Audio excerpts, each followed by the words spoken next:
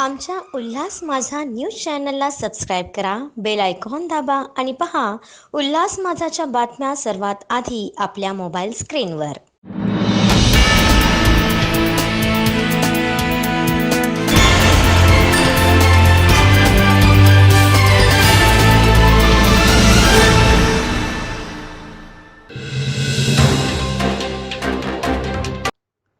उल्हासनगर महानगरपालिका क्षेत्रात कोरोनाबाधितांची संख्या झपाट्याने वाढते.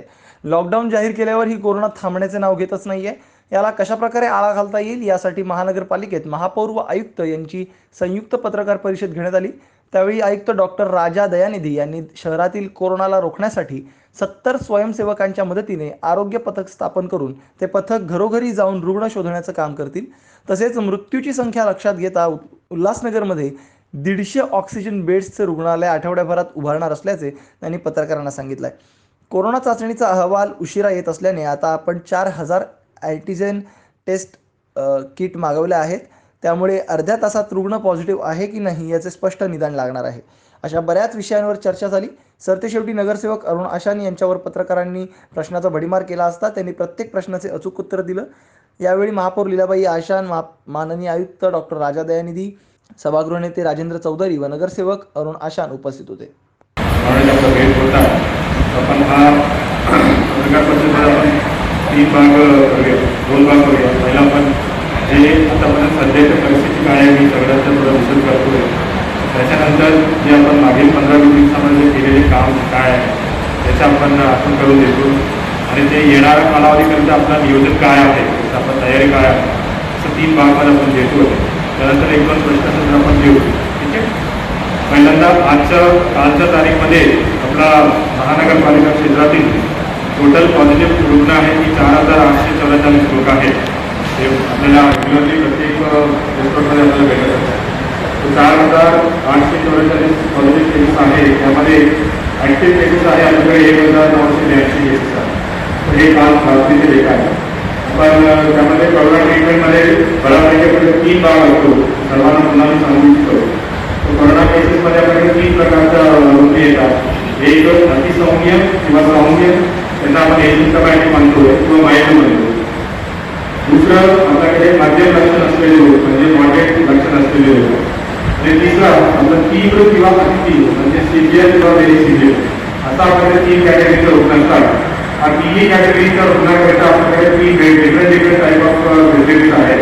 समजा ते माइल्ड किंवा माइल्ड केसेस असेल किंवा एसिम्प्टोमॅटिक असेल तर त्यांना आपण होम आयसोलेशन किंवा आपल्याकडे CCC म्हणून एक आहे कोरोना केअर सेंटर, तिकडे आपण त्यांना ॲडमिट करतो. समजा त्यांना मध्यम लक्षण असेल तर त्यांना आपल्याला DCHC म्हणून एक व्यवस्था आहे, हे डेडिकेटेड कोरोना केअर सेंटर आहे. त्याच्यानंतर तिसरी आहे तीव्र किंवा मृत्यूसाठी आपल्याकडे DCH म्हणून एक आहे, हे डेडिकेटेड कोविड हॉस्पिटल आहे. सध्या आपल्याकडे सर्वांना माहिती आहे खूपच वेगवेगळी ठिकाणी आहे. जसं टाटामधलं आपण क्वारंटाईन म्हणून करतोय, देवराव यामध्ये वेदांता ITI, नंतर चौथी कार्यालय, असं आपण डिफरंट फ्रिक्वेन्सी आहे. एकूण आपल्याकडे आजच्या घडीमध्ये जवळपास 1200 आपल्याकडे फ्रिक्वेन्सी बेड आहे. त्याचप्रमाणे आपल्याकडे DCH जरी म्हटलं तरी आपल्याकडे जिस प्रकार से हाल ही में जो कि वीडियो कॉन्फ्रेंस हुई थी और उसमें जो है कुछ महत्वपूर्ण विषयों के ऊपर चर्चा की गई थी, खास करके यंत्रणाओं पे लगातार सवाल उठते आया प्रशासन को लेकर.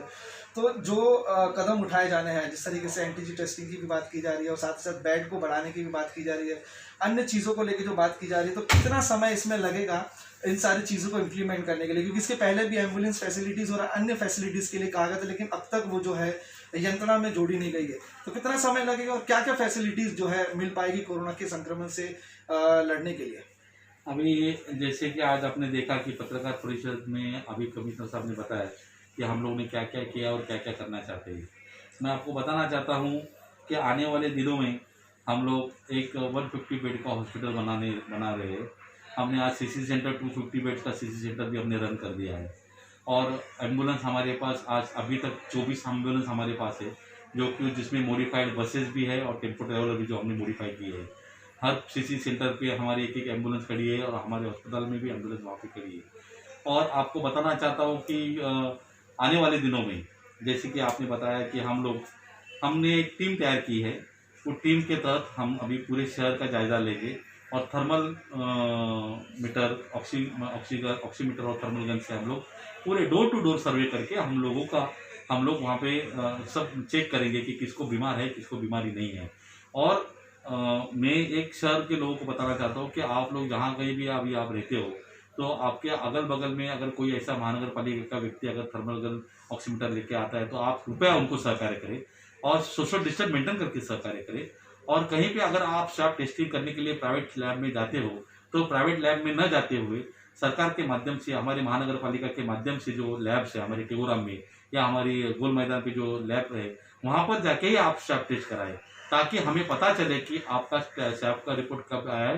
क्योंकि अगर एक घर के 5 लोग अगर स्वैब का रिपोर्ट देते हैं, उसमें से समझो एक आदमी पॉजिटिव आता है और 4 नेगेटिव आता है, तो आज तक नेगेटिव की संख्या नहीं मालूम ही नहीं करी है। खाली पॉजिटिव की संख्या आती है और लोग बोलते हैं कि आज 200 पॉजिटिव आया, 150 पॉजिटिव आया। मगर जब 1000 काउंटिंग होती है, उसमें 150-200 अगर आते हैं, तो वो संख्या हमारे लिए कम संख्या है। तो ये अवेयरनेस के तहत अपने को ये भी मालूम जरूरी है कि आप स्वैब टेस्टिंग करने के लिए जाए, तो उसकी जानकारी, जैसे कि लैब वालों को हमने बोला कि आप हमें दे, तो लोगों को भी अवेयरनेस जरूरी है कि वो महानगर पालिका के संपर्क में रहे। एक चर्चा काफी चल रही है मुद्दे को लेके, यंत्रणा एक साइड जो है बात चल रही है कि जो डीजल सावधानी के मुद्दे पर काफी जो विवाद चल रहा है। शिवसेना का मनसे ने भी इस पे सवाल उठाया है। तो मरने के बाद फैसिलिटी पहुंचाना, उसके पहले यंत्रणा को तैयार करना, किस तरीके का जो है? देखिए, पहले तो जो माननीय हमारे शहर प्रमुख साहब ने जो बोला था, उसका बातों का विपर्यास किया गया है। हम लोगों को जीवन दान देने के लिए है, मगर जिस समय लोगों ने व्हाट्सएप मीडिया पे जब भी चर्चा चालू कर दी कि अभी शमशान भूमि में बहुत सारी लोग आके वहाँ पे उनका अंतिम संस्कार नहीं हो रहा है और वहाँ पे बॉडी गिरी है और उनको दूसरा दिन दिया जा रहा है, तभी हमारे शहर प्रमुख ने कहा कि अगर ऐसी परिस्थिति आती है तो उसका अंतिम संस्कार विधिवत तरीके से अगर होता है, तो उसको जल्द से जल्द मोक्ष प्राप्ति के लिए उसका अंतिम संस्कार होना अनिवार्य है। इसीलिए उन्होंने कहा था कि अगर ऐसे कठिन समय में लकड़ी को जलाने को, अभी बरसात के दिन आ रहे हैं, उनका मुद्दा ये था कि बरसात के दिनों में लकड़ी गीली हो जाएगी और गीली लकड़ी में बॉडियाँ वो डिस्पोजल करने में काफ़ी दिक्कत आएगी और उस समय घर के कोई आदमी नहीं रहेंगे और वहाँ पे जो कोरोना की बॉडी है वो बराबर से उसका अंतिम संस्कार होगा कि नहीं होगा। इसीलिए उन्होंने कहा था कि डीजल दही वानी होगी तो वहाँ पे अंतिम संस्कार करने के लिए इस बरसात में भी उनको काफ़ी रिलीफ मिलेगा। मगर इस बातों का विपर्यास लोगों ने किया और हम लोग मरने के लिए डीजल वाहिनी ला रहे हैं, मगर उसमें आप ये भी सोचिए कि वो हमने जिस तरह से बातमी दिखाई गई थी कि यहाँ पे अभी जो शमशान में जो लोग आए हैं अपने अपने परिजन को लेके, उनको जलाने के लिए भी लाइन में खड़े हैं। इसीलिए उन्होंने ये मांग की थी कि ये उसका कई पक्ष के लोगों ने राजनीति के तौर पे उसका मुद्दा बनाया। नहीं, मुझे एक बताओ कि आप जो ये वाहिनी है, दवाई वाहिनी तुम्हारा आप जो बोल रहे, वो शहर के अंदर लाएंगे या नहीं लाएंगे? जरूर लाएंगे। हम पालक मंत्री द्वारा हमने निवेदन भी दिया है कि चारों शमशान भूमि में एक एक डीजल दही वाहिनी होनी जरूरी है। देखिए, आपको जानकारी होगी कि रेलवे के अपघात में या बेवारस जब भी लाशें आती है तो उन्हें उठाने के लिए भी कोई नहीं होता है। उस समय उनका अंतिम संस्कार करने के लिए कोई भी नहीं रहता है, मगर ऐसे अगर डीजल वाहिनी होगी तो उनका अंतिम संस्कार करने के लिए भी अपने के लिए अच्छा सा उनका ये हो जाएगा। और बरसात के समय खास कर जो अभी ये 4 महीने का जो समय है, उसमें लकड़ियाँ जो गीली होती है, वो लकड़ियाँ गीली होने के कारण काफ़ी दिक्कतें आती है। इसीलिए अगर ये पर्याय अगर अपने पास रहेगा तो आने वाले दिनों में पर्यावरण। आमच्या उल्हास माझा न्यूज चॅनलला सबस्क्राईब करा, बेल आयकॉन दाबा आणि पहा उल्हास माझाच्या बातम्या सर्वात आधी आपल्या मोबाईल स्क्रीनवर।